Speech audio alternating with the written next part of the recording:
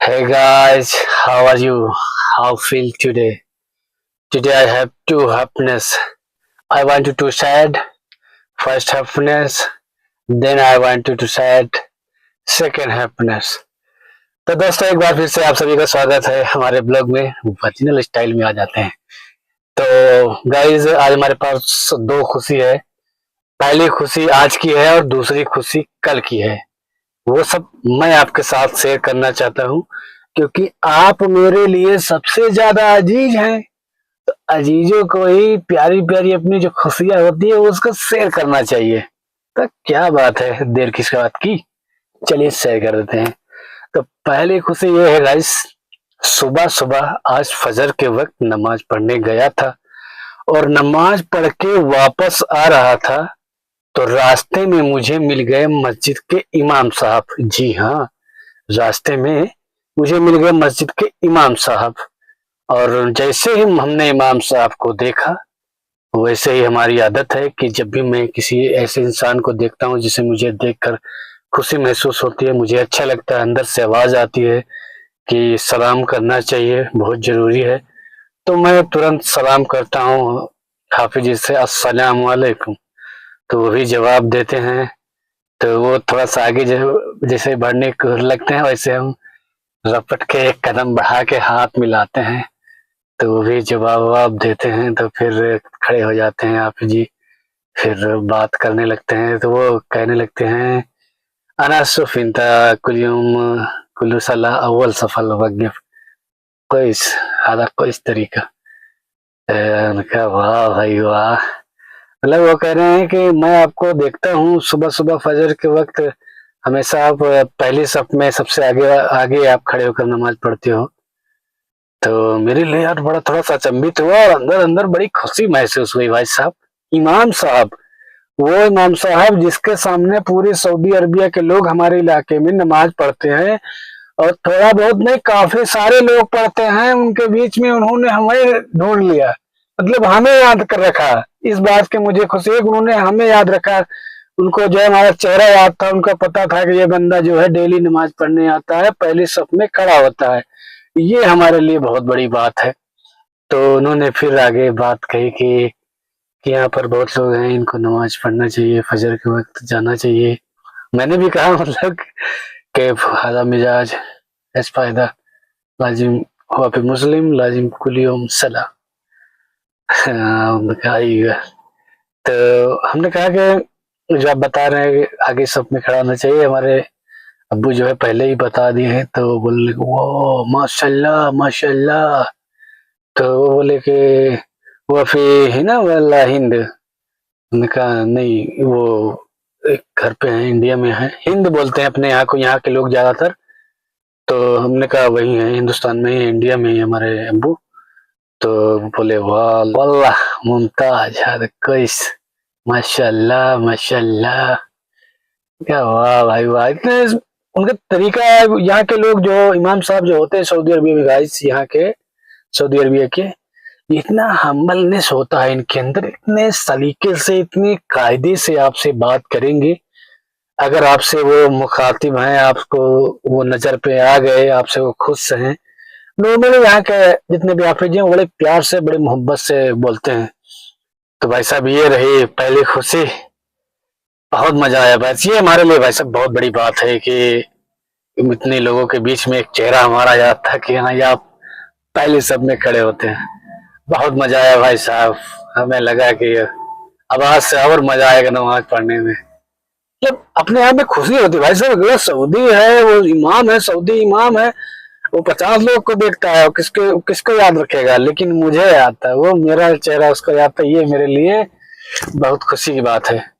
चलिए गाइस, ये हो गई पहली खुशी। और दूसरी खुशी हम आपको बताते हैं। दूसरी खुशी, सबसे बड़ी खुशी, जिसको मैं महसूस करने के लिए, सुनने के लिए, देखने के लिए बहुत ज्यादा बेताब था। तो दूसरी खुशी बताने से पहले आपको बता दूं कि ये रहा पासपोर्ट। ये हमारा पुराना पासपोर्ट है, आपको पहले ही बता दिया था। ये पासपोर्ट जब ये एक ब्लॉग बनाया था, आपसे बात करता हूँ और चीजें। अभी ये आ गया है नया पासपोर्ट। जी हाँ, ये देखिए, ये है हमारा इंडिया का नया पासपोर्ट। ये है सबसे बड़ी खुशी, दूसरी वाली खुशी गाइस। ये है दूसरी खुशी, नया पासपोर्ट फाइनली हमारे पास आ गया है दोस्तों। कल ही आया था। ये देखिए, ये आप ये गाड़ी देख सकते हैं जिससे सामान आया था। बाहर गए, वो बुलाया पहले, और बुलाने के बाद बोलता है अपना इकामा नंबर बताओ। इकामा नंबर बताया तो उसके बाद जो है ये गाड़ी वाला जो है फाइनली हमारा ये डॉक्यूमेंट, हमारा पासपोर्ट हमारे हाथ में दे दिया। तो गए जो से डिलीवरी वाले से अपना वो पैकेट लिया पासपोर्ट वाला, फिर उसको जो है अपने रूम पर लेकर गए, उसको ओपन किए। ओपन करने के बाद उसमें हमारा नया वाला पासपोर्ट तो था ही, पुराना वाला पासपोर्ट भी साथ था। साथ साथ उसके जो डॉक्यूमेंट हम अपॉइंटमेंट कर रहे थे नए पासपोर्ट के लिए, जब भी पासपोर्ट रिन्यू के लिए जो फॉर्म वगैरह जो भी कुछ जो सबमिट किया था, वो टोटल कागजात जो भी थे टोटल जो है उसी के साथ साथ उसी डिलीवरी वाले में जो पैकेट मिला था उसके अंदर ही वो भी जो है वापस आ गया। तो गाइज पासपोर्ट दोनों हाथ में इस तरह से आपके आ जाएगा, नया वाला भी मिल जाएगा, पुराना भी मिल जाएगा। तो नया वाला बनने का मतलब ये नहीं है कि पुराने वाले का काम खत्म, उसको आप साइड में रख दिया या कहीं इधर उधर रख दिए गैर जिम्मेदाराना तरीके से। तो गाइज उसको साथ साथ आप रखेंगे, नया पासपोर्ट पुराना पासपोर्ट वो दोनों आपका साथ रहेगा। जब भी आप ट्रेवलिंग करेंगे, जब भी आप सऊदीया से इंडिया जाएंगे, जहां कहीं भी जाएंगे वहां से फिर आएंगे, तो दोनों पासपोर्ट जो है आपको साथ साथ रखना है। ये मान के चलिए कि दोनों एक ही पासपोर्ट है, तो दोनों एक ही साथ रखना है, नहीं रखना है। नहीं तो मतलब आप नया वाला पासपोर्ट अपने साथ रखे, पुराना कहीं अलग रख दिए, भूल गए, फिर उससे फिर दिक्कत हो जाए आपको। दोनों ही आपको साथ साथ रखना है। तो गाइज तो एक बात और थोड़ा सा पीछे आपको लेके चलते हैं। आपको बता दें कि जब भी आप अपॉइंटमेंट करेंगे तो उसके साथ साथ आपको आपको नंबर लगेगा। एक तो अपना यहाँ सऊदी अरबिया का लोकल नंबर लग जाएगा उसमें, और 2 नंबर जो है आपके घर का लगेगा, आपके इंडिया का जहाँ कहीं से हैं आपके घर का लगेगा अपॉइंटमेंट के टाइम पे। तो वो जो है जब भी आपका पासपोर्ट आने से पहले जो है अपने जो 2 नंबर दिए होंगे उस पे जो है वो लोग पासपोर्ट ऑफिस वाले जो है कांटेक्ट करेंगे, कुछ जानकारियां लेंगे जो है अपने हिसाब से जो भी वो लोग लेते हैं। तो उस तरह से जानकारी ले लेंगे। उसके बाद आएगा जो है जो आपके पासपोर्ट ठीक है आने से पहले, सबसे पहले तो जब भी आप अपॉइंटमेंट कर लेंगे, सबमिट कर लेंगे, रूम पर आएंगे, तो आपको दूसरे दिन एक मैसेज आ जाएगा कि आपका जो है पासपोर्ट अपॉइंटमेंट का जो भी रिन्यू का फॉर्म वगैरह सबमिट किए थे वो टोटल जो है कंप्लीट हो चुका है। वो जहाँ पर वीएफएस ग्लोबल, वो एक कंपनी है, वो एक ऑफिस है सऊदी अरबिया में, रियाद में, अल हमाम रोड के पास में है। तो वो जो उस जो आएगा मैसेज, वो जो आपका रजिस्टर्ड नंबर रहेगा अपॉइंटमेंट के टाइम पे, आपका सऊदी अरबिया वाला जो लोकल नंबर रहेगा उसी में मैसेज आएगा उस कंपनी का। उसमें पूरा टोटल लिखे रहेगा कि यहाँ वहाँ का लोकेशन भी दिए रहेंगे वहाँ का, और प्लस जैसे आप नए जो अपॉइंटमेंट करना चाहते हैं, मोबाइल के जरिए करना चाहते हैं, अपने हाथ से करने चाहते हैं, तो उसमें बहुत सारी डिटेल रहेगी। तो उसके बाद गाइस जब ये 14-15 दिन आपका पूरा हो जाएगा तो फिर से दोबारा से मैसेज आएगा। ये मैसेज आएगा कि आपका पासपोर्ट जो है कंप्लीट हो चुका है, टोटल कंप्लीट हो चुका है। आप चाहे तो यहाँ पर आके ऑफिस से रिसीव कर सकते हैं। तो गाइस जैसे कि अपॉइंटमेंट के टाइम पे आपको जो पैसा अपॉइंटमेंट का आपका लगेगा तो वो तो लगेगा ही, वो सब ऑलरेडी मैं सब कुछ टोटल मैं बता चुका हूँ पिछले ब्लॉग में। जब भी पासपोर्ट रिन्यू करवाने गए थे वो आप देखना चाहते हैं तो देख सकते हैं, अगर देख लिए तो बहुत अच्छी बात है, इसके आगे आप समझ सकते हैं।